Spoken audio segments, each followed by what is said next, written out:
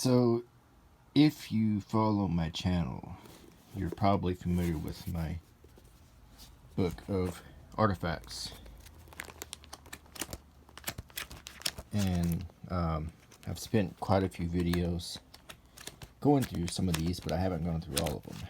And I thought that today I would talk about Jack the Ripper. And I thought I would talk about all of the clues we really have about Jack the Ripper and the suspects and the case itself. Who was Jack the Ripper? What happened? And let's try to separate the facts from the movies.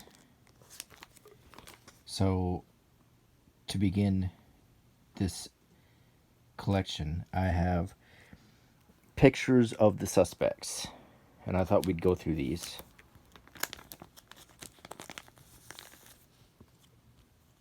This is John Pizer. He was called Leather Apron.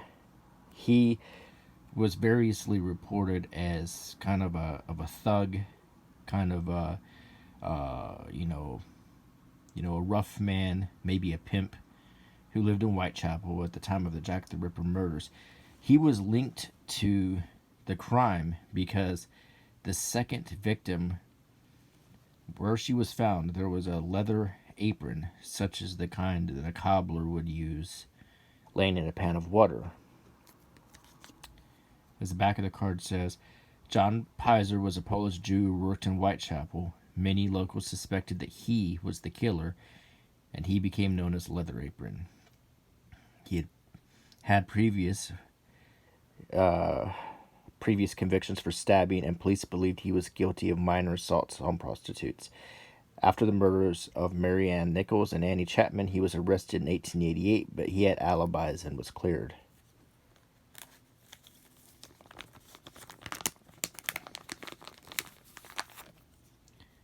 This is the next suspect, Francis Tumblety, and this guy is particularly creepy, even if he wasn't Jack the Ripper. This American doctor was famous for his collection of female reproductive organs that he kept in jars. Very, very creepy person. And it's obvious, if you know anything about the Ripper crimes, why people might have thought that he was the likely suspect. Francis Tumblety claimed to be a doctor in the U.S., but was more likely a quack. Whilst in England in 1888, he was arrested for gross indecency. It was reported by his friends that he showed off a collection of matrices, or wombs, from every class of woman. He fled shortly after the murders.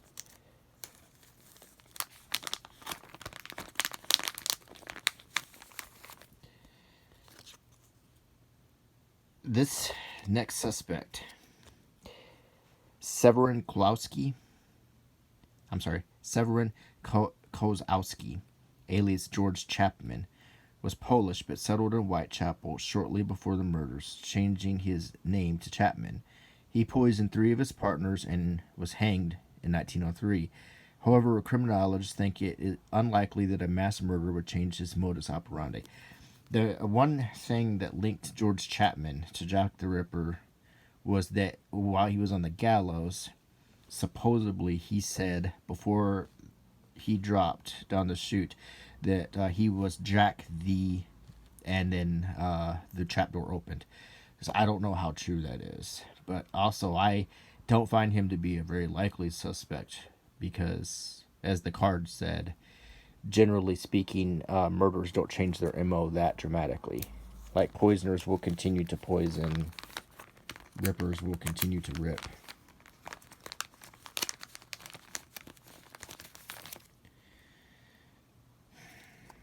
This is Thomas Cutbush. He worked in Whitechapel at the time and knew the area well. He displayed a hatred towards prostitutes, and his family and friends believed he had an obsession with medicine, surgery, and anatomy. He was declared insane after attacking a woman. If I recall, and I may be mistaken, Cutbush had a relationship or was married to one of the victims. That was the thing that really linked him in the case. But I think for the most part, he's been discarded as a likely suspect.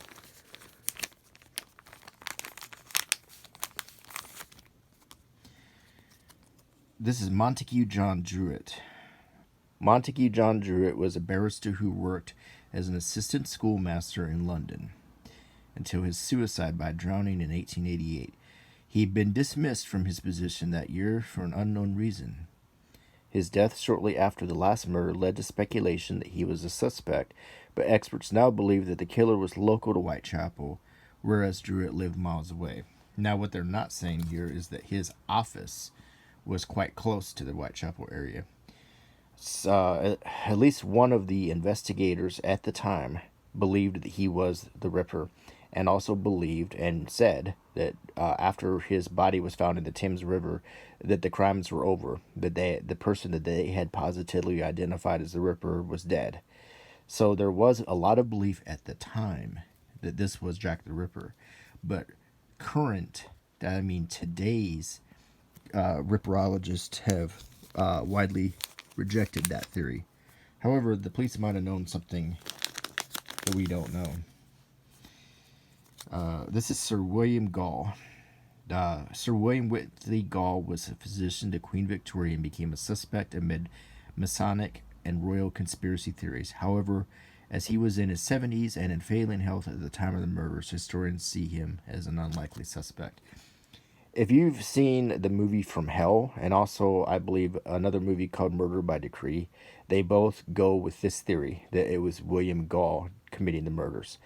In From Hell, the Johnny Depp movie, he was played by the same guy who played Bilbo in Lord of the Rings, and Ian something, I think. But this is one of the most far-fetched theories, in my opinion. I don't think he did it. He'd had a stroke before 1888. There was no way he was doing these crimes. The whole royal conspiracy thing, in my opinion, is really far-fetched. This is William Henry Berry. William Henry Berry moved from London to Dundee when he strangled his wife, a former prostitute, in 1889. He inflicted extensive wounds to her abdomen after she was dead. He claimed his wife had committed suicide, but he was arrested, found guilty, and hanged in Dundee. This is very loosely connected, and I don't know of any Ripperologist who really considers him to be a likely suspect.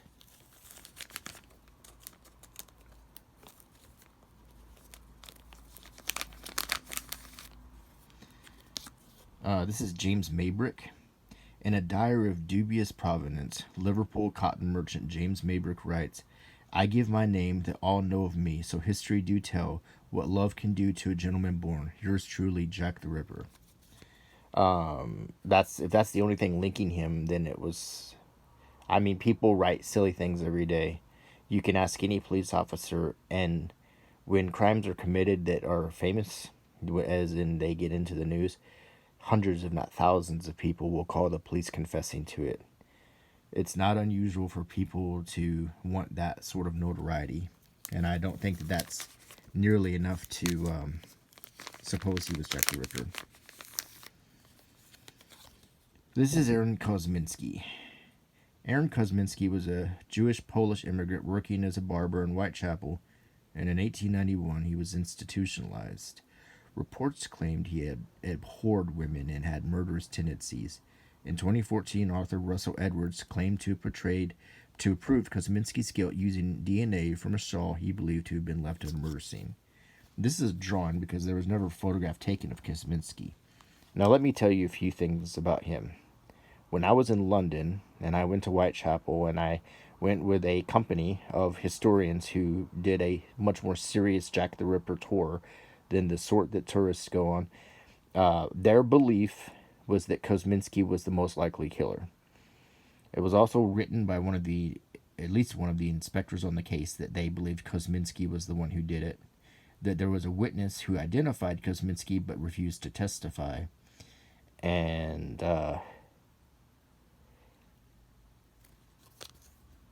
was something else. The DNA link Yes, there was a DNA test that seemed to indicate he was Kosminski, but then when they retested it, then they turned around and said it wasn't. So that's a hard one.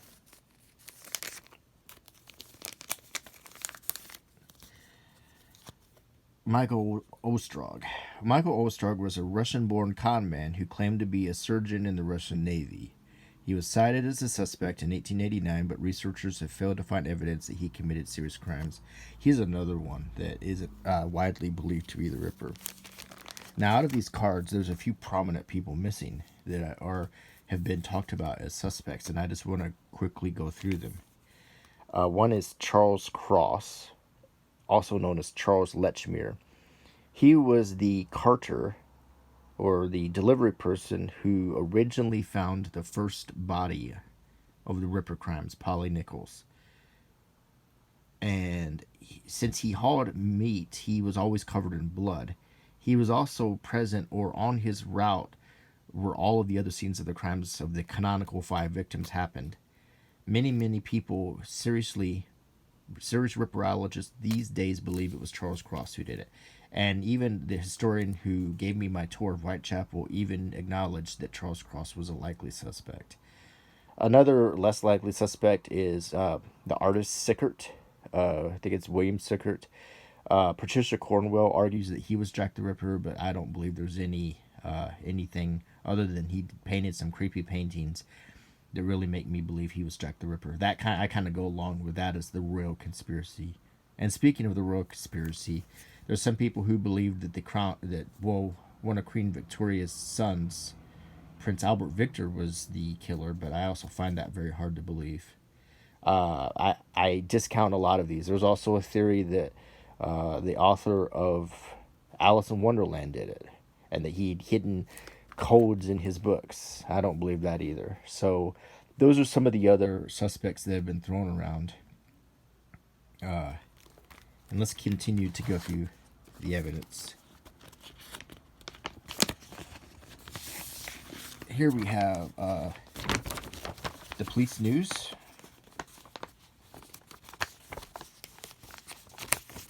Let's just kind of start so you can see. Police News Illustrated, Law, Courts, and Weekly Record. The Whitechapel Mystery. The Mitre Square Victim Before and After Death. Arrest in Whitechapel of a man in women's clothing. Kitchen of a doll's house in Whitechapel. What's a doll's house? That's a boarding house, a really rugged boarding house where there wasn't separate rooms. They would crowd them all together in one room and tie a rope around them so they could sleep for the night. And they'd pay a few pennies for that sort of service. It was a sad excuse for lodgings. Sketches of the fiendish work of the monster of Whitechapel and his 6 crimes. At this time, it's generally believed that there were 5 victims by the same person. Some people have included some other people like Martha Tabram. There's a few other people, but generally speaking, there's 5 who are believed to be Jack the Ripper's victims. That's Martha Tabram. She was found at the bottom of some stairs, stabbed repeatedly, but not with the same MO as Jack the Ripper. She was seen in the company of some soldiers. The Burner Street victim.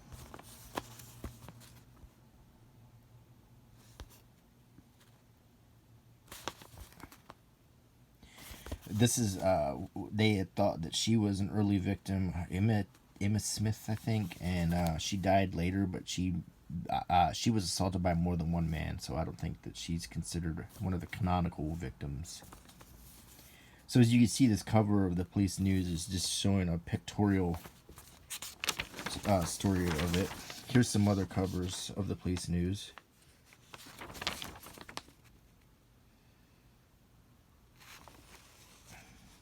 Sad death at Bedlington, attempted murder and suicide in Wales. I mean, some of these aren't even related. Then we get to the murdered woman in the Whitechapel mortuary.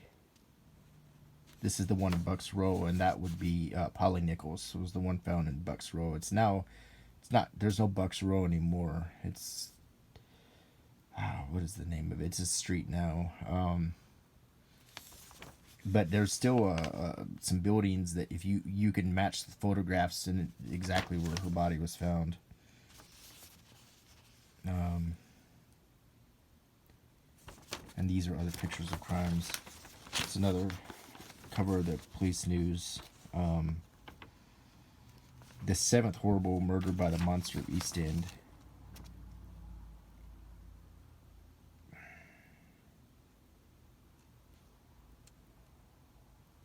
And this whole issue is dealing with Jack the Ripper here.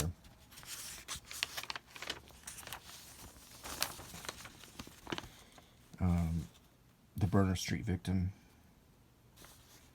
2 more Whitechapel horrors. When will the murderer be captured? Mitre Square, Aldgate.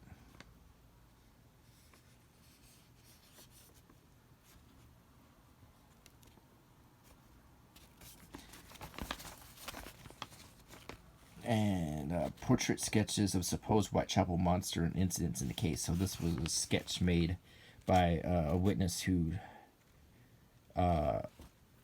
second to last victim, there was a witness who saw a man talking to her. The only words they said is, he said, "Will you?" and she said, "Yes." Is all we know.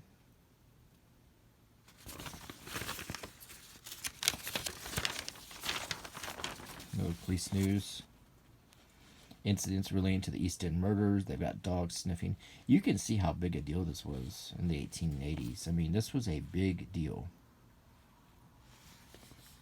It was, I mean, it got everybody's attention. Queen Victoria's. This was a very gruesome newspaper, as you can see. It didn't spare anything to the imagination.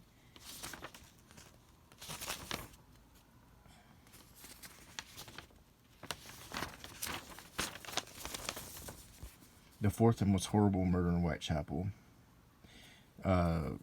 This was actually considered the second murder. Liz Stride, found in the backyard. It's a brewery now, but I went to that place. You could still see the entranceway where she was found by a fence. 29 Hanbury Street.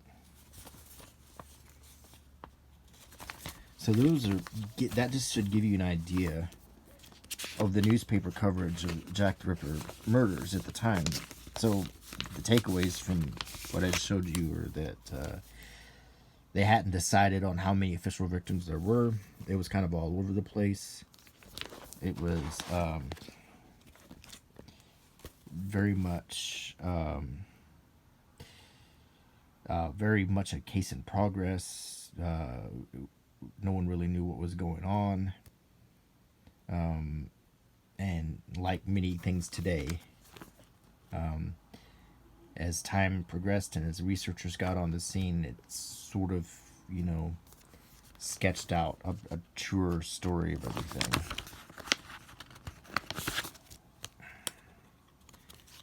This is Prince Albert Victor. I think I mentioned him a few minutes ago. In 1889, police discovered a brothel in Cleveland Street, and prostitutes claimed clients included high-ranking figures. Although not named, the rumor mill eventually put the prince under the spotlight amid numerous lurid theories. However, he was reported to be elsewhere at the time of the crimes, backed by circular records. Like, he was playing sports and stuff. There was all kinds of witnesses. It's not seriously believed that Prince Albert Victor was Jack the Ripper. So, I hope this hasn't been blurry the whole time.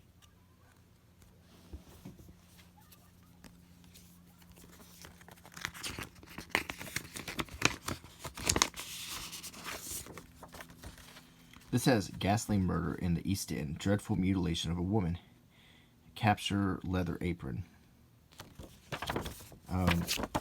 This was another murder of a character even more diabolical than that perpetrated in Bucks Row, and that would have been Polly Nichols. On Friday week was discovered in the same neighborhood on Saturday morning. At about 6 o'clock, a woman was found lying in a backyard at the foot of a passage leading to the lodging house in Old Browns Lane, Spitalfields. The house is occupied by Mrs. Richardson, who lets it to lodgers, and the door which admits to this passage at the foot of the yard, of which lies the yard where the body was found, is always open for the convenience of lodgers. A lodger named Davis was going down to work at the time mentioned, and found the woman lying on her back close to the flight of steps leading into the yard. Her throat was cut in a fearful manner, the woman's body being completely ripped open, and the heart and other organs laying about the place, and portions of the entrails around the victim's neck.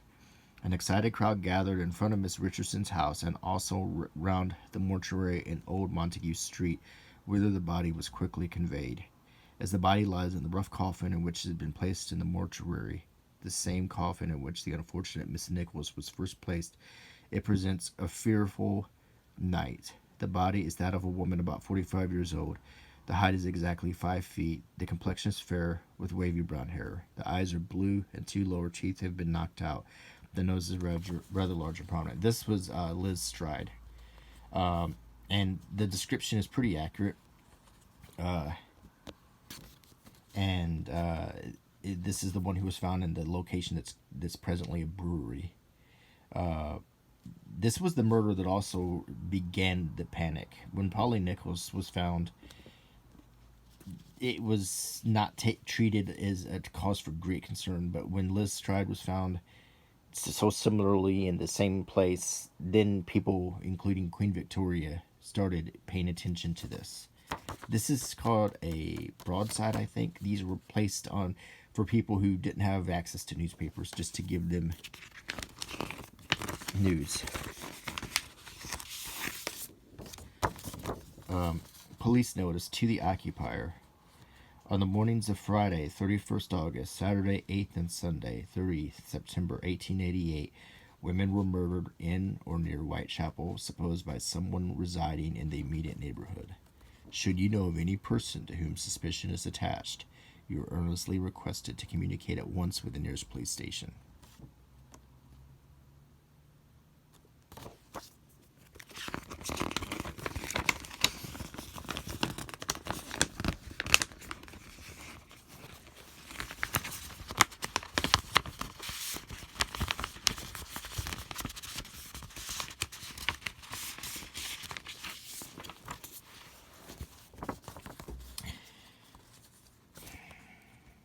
This is another paper, small paper. Jack the Ripper at work again. Another terrible murder and mutilation in Whitechapel. Hideous mutilation of body and face. Murderer's last diabolical work. Another letter from Jack the Ripper. And a picture of the supposed murderer and the victim.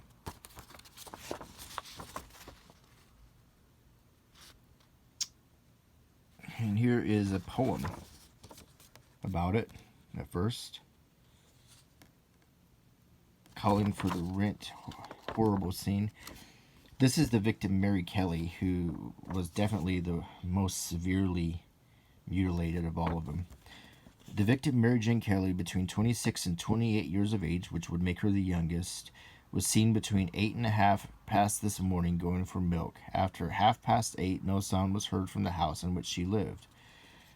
The house's situation in Carter's Court. The lad who went up to the woman's room to collect the rent knocked and was greeted with no answer.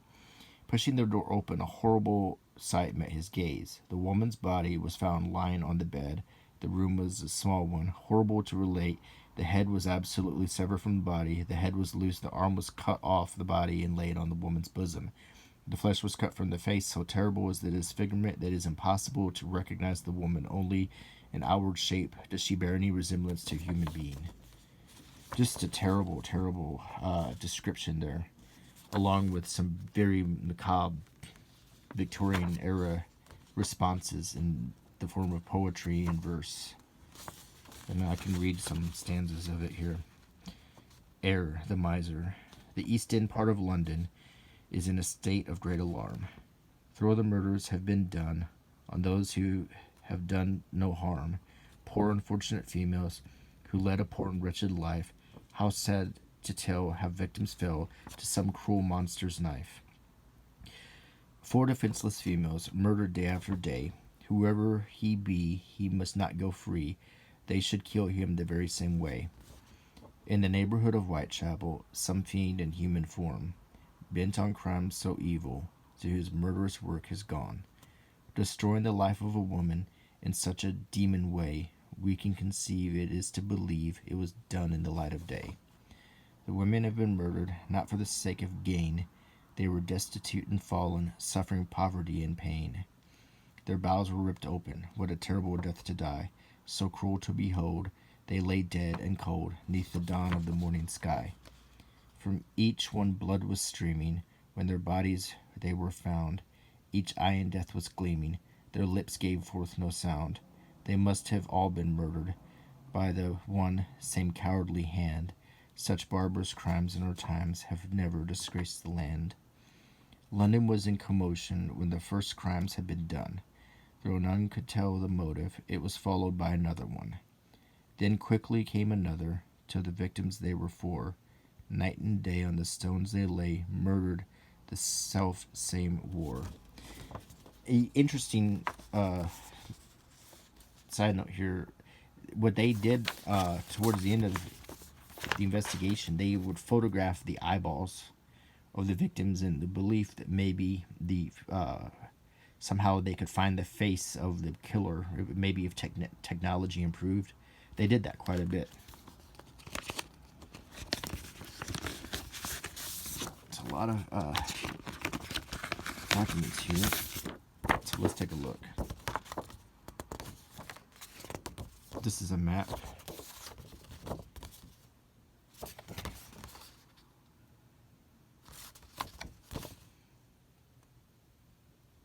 A map of Whitechapel and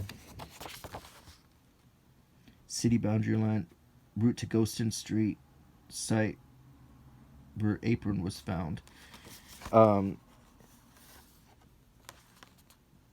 This is relating, I believe, to Liz Stride's murder, where they found the apron in the backyard. This is a map of the Mitre Square. That was on the night of the two events, and one of them was at Mitre Square, where two women were murdered in one night. And that same night, he also left the only other clue, which was some graffiti next to a torn piece of the victim's apron. And the graffiti was written in chalk on a wall, and it said, "The Jewess are not the people to be blamed for nothing." And it was the head inspector of the case covered it up because he thought it might cause a riot or lynchings or something. There's a lot of debate as to if he was trying to write Jews or Jewess, which are two separate things. Jewess has to do with a Masonic story, and there were some similarities between the way Liz Stride was murdered and the way that leaders of the Jewess were murdered too. So, but I don't place a lot into that. Here's a letter. It says confidential.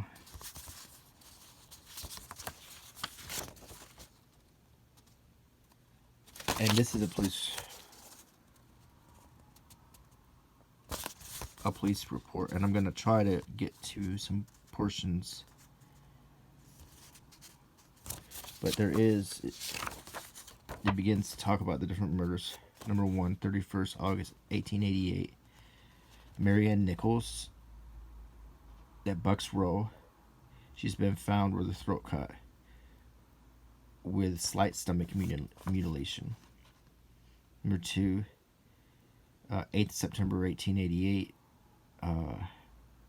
Annie Chapman, Hackney Street, throat cut, stomach. I'm not sure what that says. And it mentions the mutilations. 30th September 1888, Elizabeth Stride, Burner Street.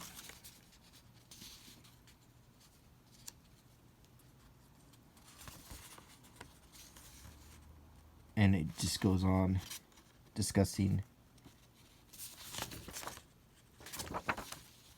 It's so hard to read the handwriting in this note. Now he's talking about the suspects. Here he's mentioning Kosminski.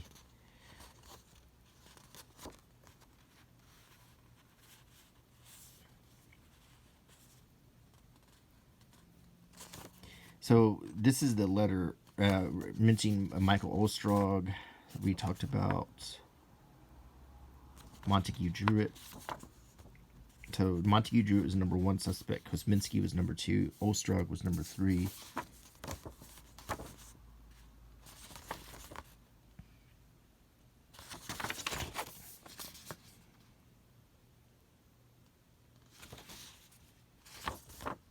So these are case notes that are giving opinions on who the murderer might have been.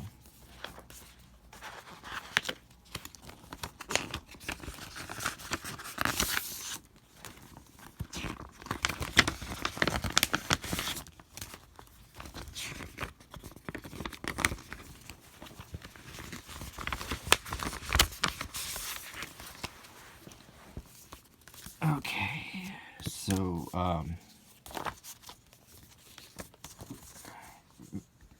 Metropolitan Police.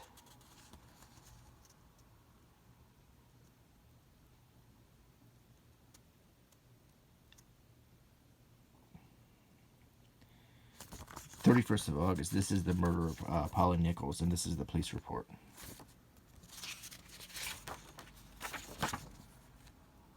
And it's describing the state of the body.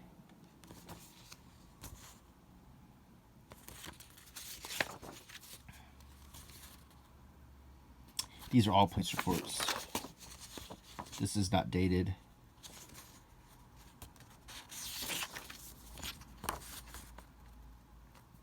November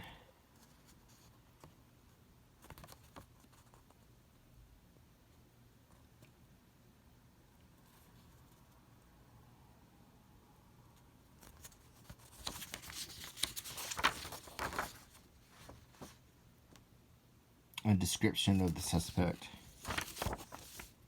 This is a postcard sent to the police department, Police Office, London, and they cut out pages from books and newspapers. "All on the wrong, Salvage. I am in a first class at Coven wanted young lady, the 24th instant. Big ice show, clear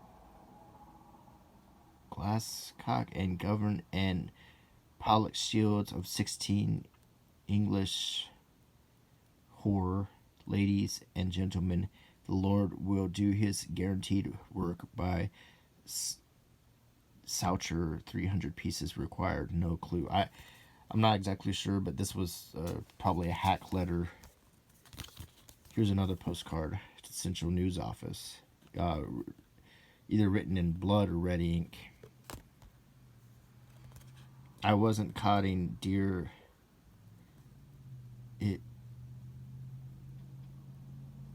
It's hard to read.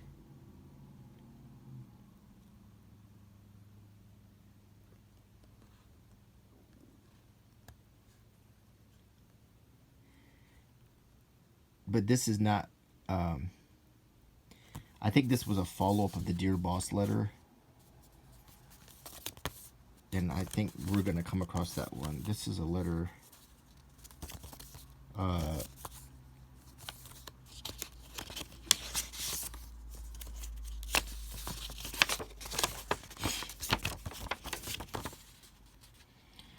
"Old boss, this is another one.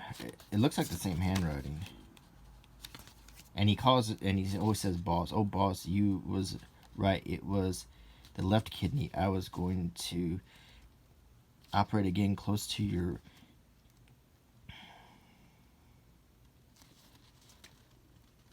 It's pretty awful. Signed, Jack the Ripper.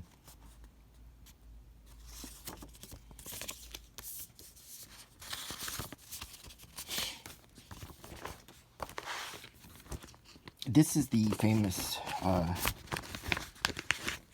so-called Dear Boss letter. This is one written in Reading. A lot of people think it's a crank, or it was written by a journalist. But this is the very first time that the Jack the Ripper was ever mentioned.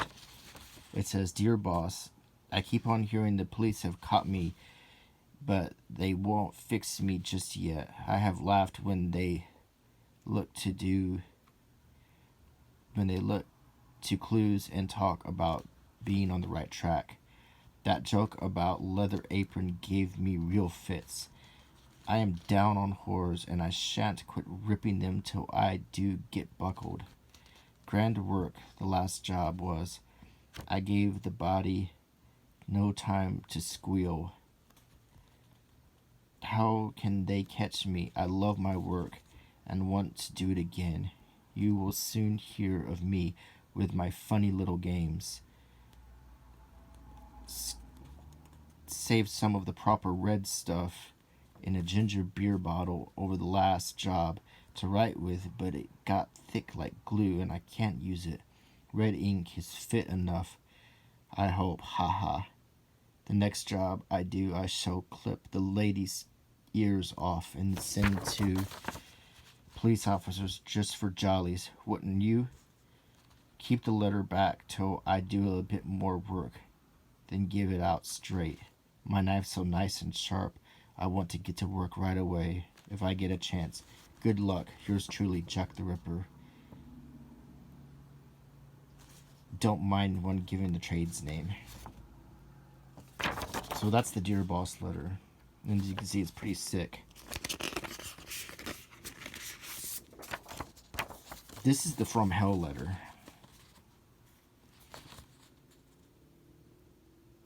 "Sir, I send to you half the kidney I took from one woman.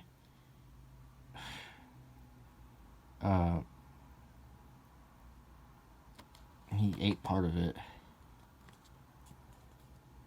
Signed, Catch Me As You Can, Martin Lusk." He was the lead. Martin Lusk was the leader of the sort of Ripper task force. This was a taunting letter. It's just no telling if any of these are legitimate. I don't put a lot of stock in them. Like most crimes, there's a lot of these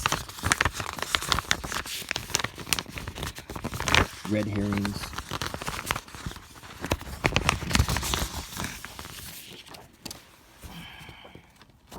And here's one more. And this one is signed by Jack the Ripper too, with the same crazy handwriting, and it's got symbols all over the top of it. So, I guess we get to the end of the video now, and I guess the question, if you're still with me, is who was Jack the Ripper after all? Did he write these letters?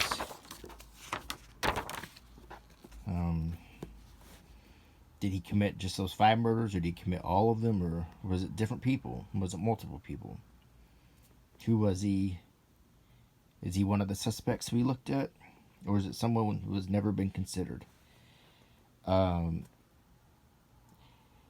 in my opinion, I do think it was one of the suspects we looked at, and I think that the police knew who it was, and I think that there were certain reasons that they couldn't go all the way to revealing it. And I think those reasons revolved around the politics of the time and the desire not to start riots or lynchings, and also not to reveal too much of a failed section of London. But I do believe that one of the names that we looked at was the actual killer, or one of the names that I mentioned at least. And I do have a personal theory of who it is, and I think that it's one of the more obvious suspects. And so anyway, I hope you enjoyed this video, and I will be back with more, so stay tuned. Bye.